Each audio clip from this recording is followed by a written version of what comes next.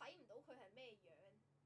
其實我覺得第七代嗰個主角咧，唔係第一樣嘢，佢冇一個好重嘅火力啊嘛，佢本身係一個普通人嚟噶嘛，同埋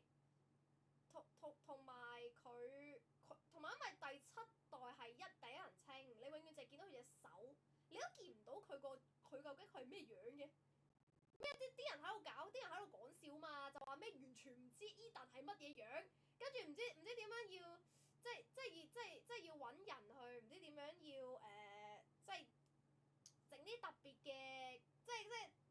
有啲工程師咧，可以唔知輸入啲代碼咧，令到你嗰隻 game 變咗第一人稱噶嘛，或者你可以望到自己，即係你可以飛出嚟，可以望到好多嘢噶嘛，即係你咪可以望到 Eden 係咩樣咯。即係啲人好興噶嘛。